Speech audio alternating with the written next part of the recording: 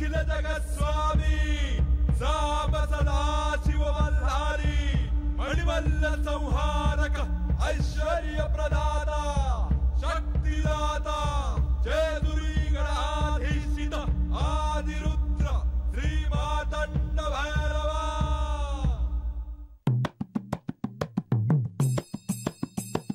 जय देव जय देव जय देव जय देव जय देव जय शिव मातंडा।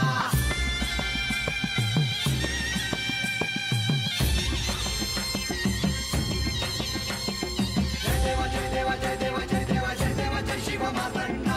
हरिवर्धन मल्हारी तुझी प्रचंडा। अगडदुम नगारा सोन्याची जेजुरी देव गेले जेजुरा निळा घोडा। अगडदुम नगारा सोन्याची जेजुरी देव गेले जेजुरा निळा घोडा।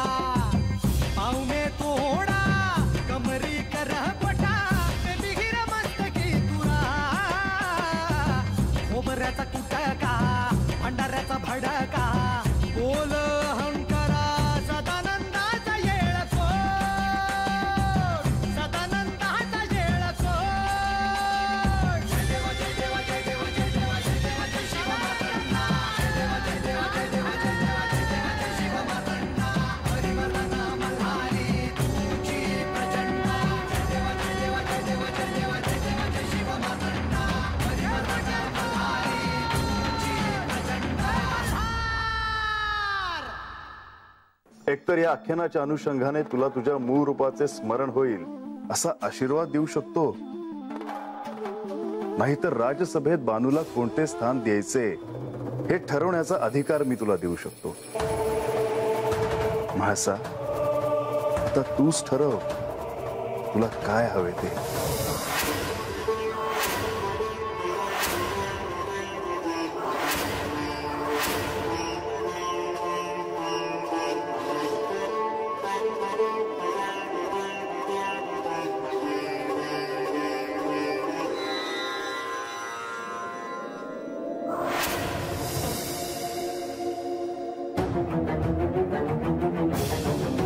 काय करावे, कोणती मागणी पूर्ण करण्यासाठी यांना सांगावं। यांनी मला मूळ रूपाची जाणीव करून दिली, तर आख्यान समाप्तीनंतर यांचे अवतार कार्य पूर्ण झाल्यावर यांच्या बरोबर मीच जाईन।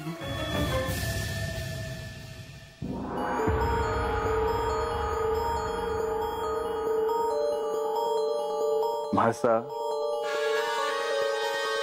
काय झाले?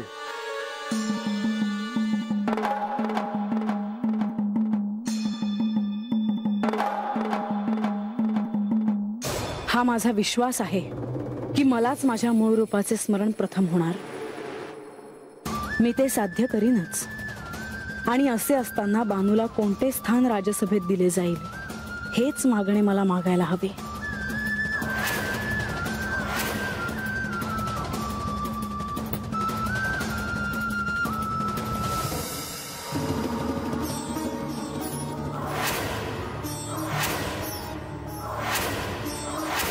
म्हाळसा, राजसभेत जाण्यासाठी उशीर होत आहे, तेव्हा तुझे काय मागणे आहे?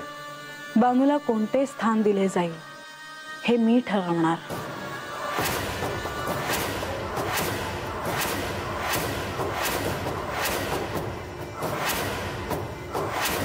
चला निघूयात।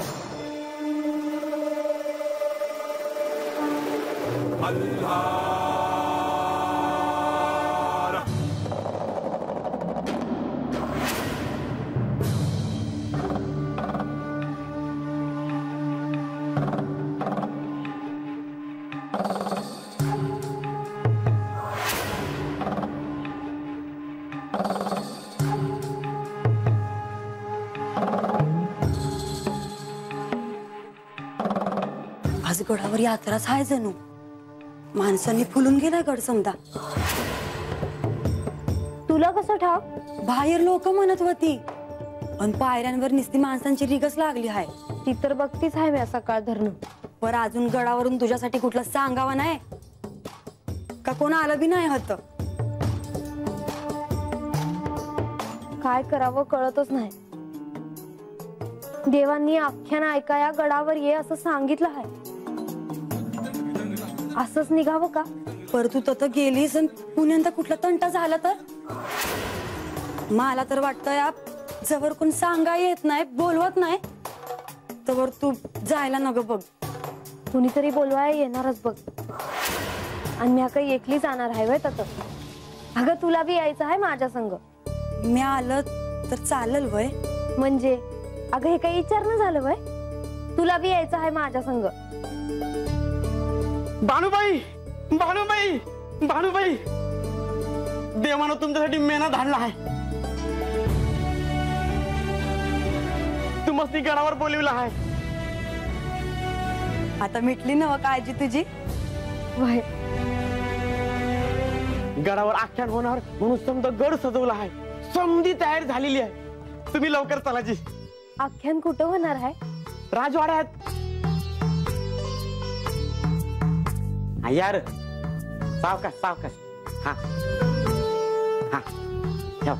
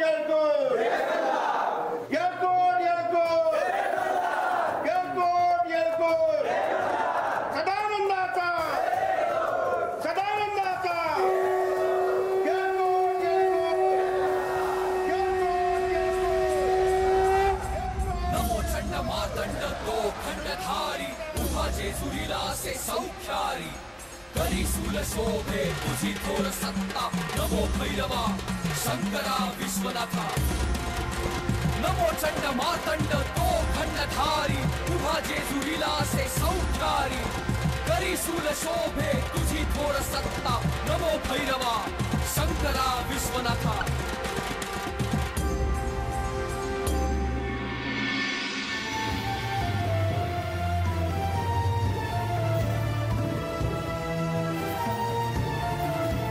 आज आपण ज्या सोहळ्यासाठी इथे सगळे जमलो आहोत त्याला आपण लवकरच सुरुवात करूयात.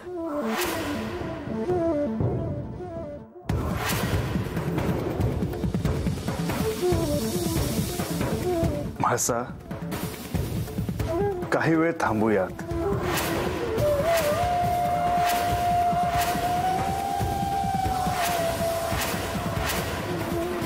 का?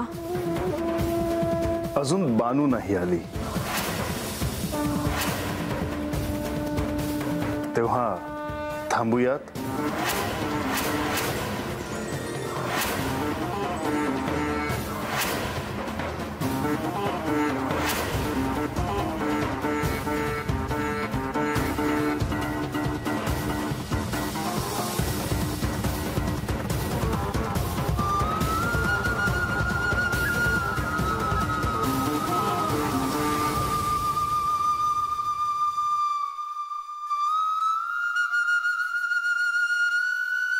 जेजुरी गडावर मल्हारी चरित्राचं आख्यान मांडलं जाईल, ज्यात तुझ्या आणि म्हाळसेच्या मूळ स्वरूपाच्या खुणा आहेत. त्या शोधत शोधत तुम्ही कोण आहात हे तुम्हाला कळेल. तुला तुझ्या जीवाचे कान करून ते श्रवण करावं लागेल. कधी काय घडेल हे सांगता येत नाही. आणि तुझे इथले कार्य पूर्ण होऊन तू माझ्या सोबत कैलासात येशील. शिवलोकात अनंत काळापर्यंत सुख उपभोगशील. आपण अजून किती वेळ प्रतीक्षा करायची आहे?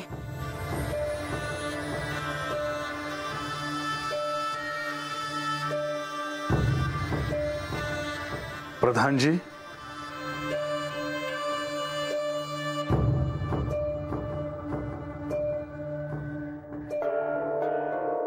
देवा, आज आख्यान मांडून मल्हारी चरित्राला जे आरंभ करणार आहेत तेच अजून आले नाहीत. आपण नारद मुनींची प्रतीक्षा करतो आहोत.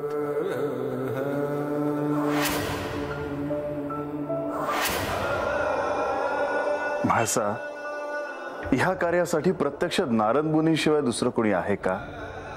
नाही. आपण त्यांची प्रतीक्षा करूया. पण त्यांनी एवढे विलंब लावायचे कारण काय? काहीतरी कारण असल्याशिवाय ते असे करणार नाहीत. मला कळलं काय कारण आहे ते.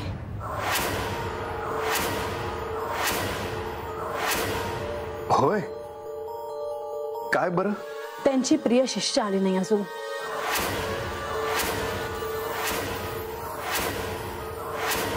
मी इथे उपस्थित आहे याचे काही महत्वच नाही.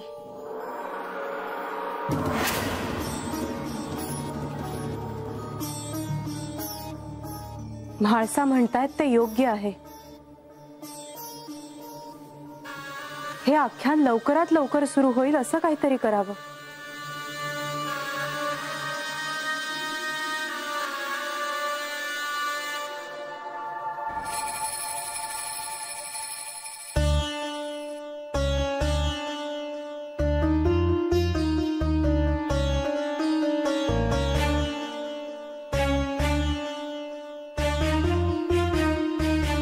नारायण नारायण. आज श्री मल्हारी चरित्राच्या नवीन पर्वाला आरंभ होतो आहे. श्री मार्तंड भैरवाच्या अवताराचा अध्याय पुन्हा नव्याने सांगणे. या चरित्र कथनाचे दायित्व माझ्यावर सोपवले हे माझे महत् भाग्य.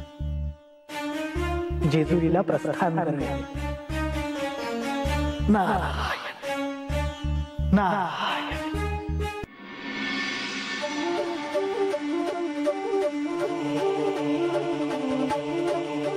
दामान चला, दामान दगड धोंडे बघा.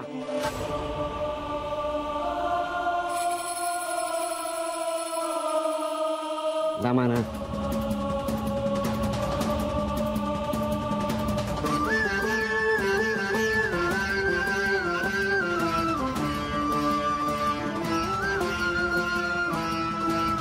थांबा थांबा थांबा थांबा ठेवा ठेवा सावकाश सावकाश.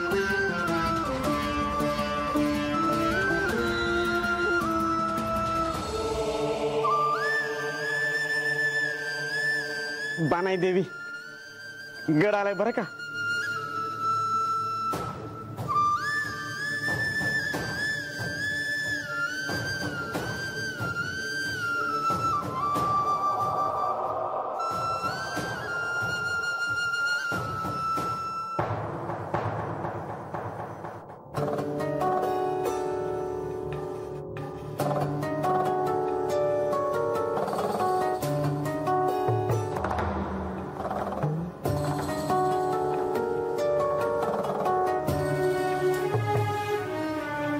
तलाजी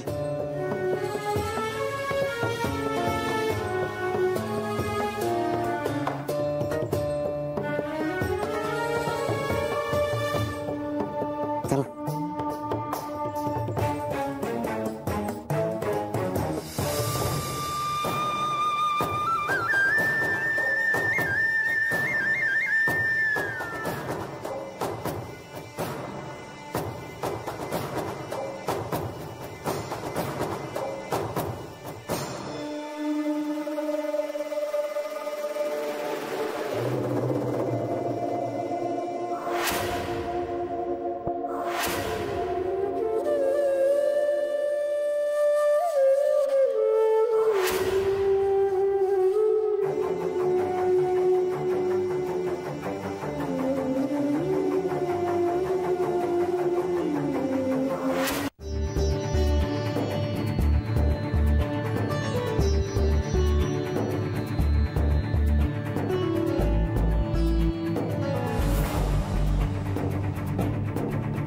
घाबरू नका.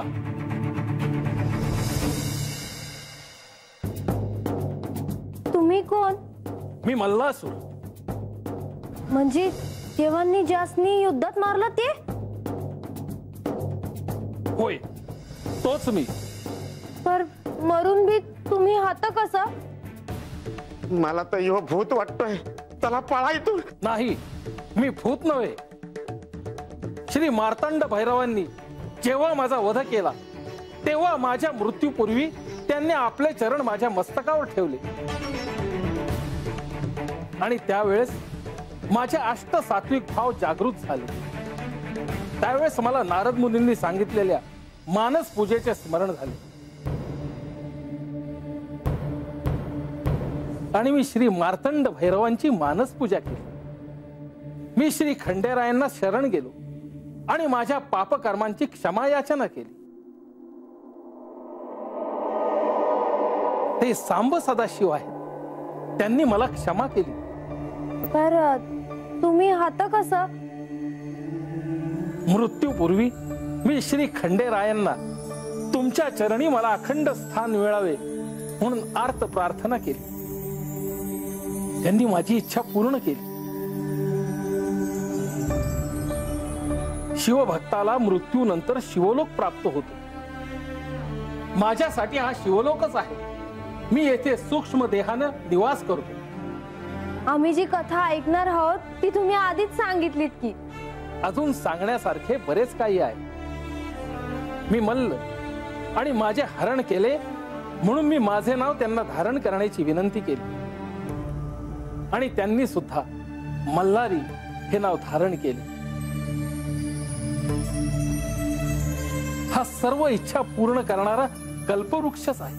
तर तुम्ही माझ्या मोहर कशा पाया आलासा? तुमचे दर्शन घेण्यासाठी.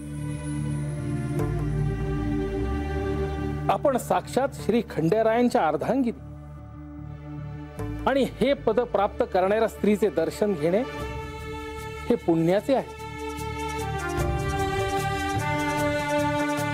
तुमचे दर्शन घेऊन मी आज कृतकृत्य झालो. भानू आता हातच बोलत बसणार आहेस का? आता अख्यान सुरू बी होईल. आणि मी बी ह्यासने आधी कधी पाहिलं नाही. बिगी बिगी चला आता. आम्ही जातो आता. हो, पण एक सांगतो, जे कोणी हे मल्हारी चरित्र ऐकेल त्याच्या जीवनाचे सार्थक होईल. त्याला सर्व सुख प्राप्त होतील तुम्हासनी एक विचारू का? भानू तू चौथाच बोलत बसलीस. विचारा देवी. तुम्हासनी पुण्यांदा भेटायचं असेल तर भेटता येईल ना? हो, का नाही? माझे स्मरण करतास आपल्या सेवेसाठी मी हजर राहीन. पण तुम्हाला माझे काय सहाय्य हवे आहे? आज जे आख्यान आम्ही ऐकणार आहोत त्यात मला आणि म्हाळसा देवींना आम्ही कोण आहोत ते ओळखायचं आहे. आणि जिला ते ओळखता येईल तिच्या संग देव कैलासात परत जाणार आहे. ते साक्षात श्री महादेव आहेत. त्यांच्या लीला आघाद आहेत. त्याचा अर्थ कळणे एवढं सोपं नव्हे. मी काय सहाय्य करू? म्हणूनच म्हणते हाय म्या, तुम्हासनी एवढं समजत हवं आहे. मला काय आडलं समजलं नाही तर तुम्ही मला मदत कराल ना?